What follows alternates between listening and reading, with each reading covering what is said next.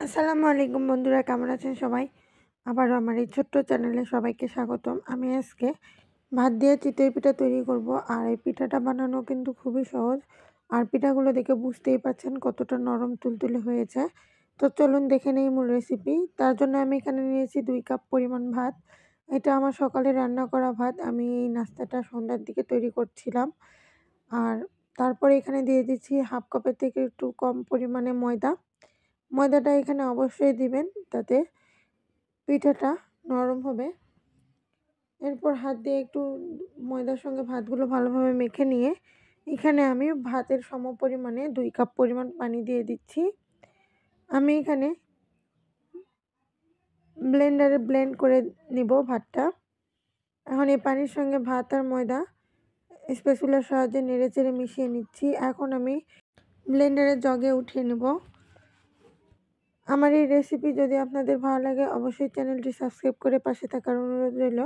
আর যারা সাবস্ক্রাইব করেছেন তাদেরকে অসংখ্য ধন্যবাদ। ভালো লাগলে অবশ্যই বেশি বেশি লাইক, কমেন্ট আর শেয়ার করতে ভুলবেন না।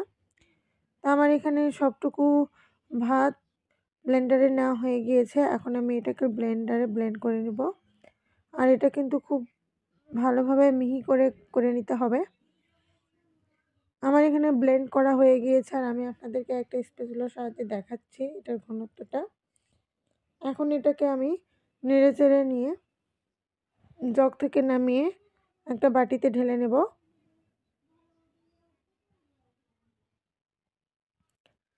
বাটিতে আমি এখানে ঢেলে নিচ্ছি।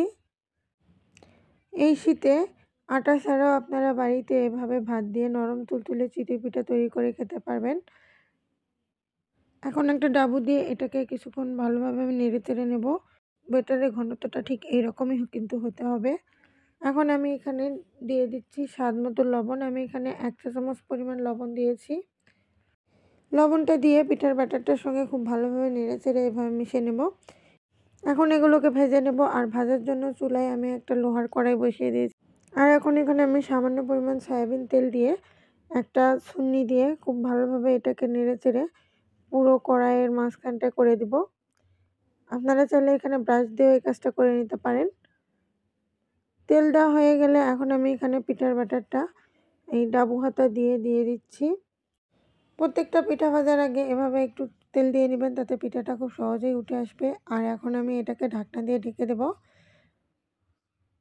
আর কিছুক্ষণ পরে আপনাদেরকে আমি দেখাচ্ছি পিঠাটা আমার হয়ে গিয়েছে। দেখতেই পাচ্ছেন কত সুন্দর পিঠাতে ফোর উঠেছে আর খেতেও অনেক নরম হয়েছে।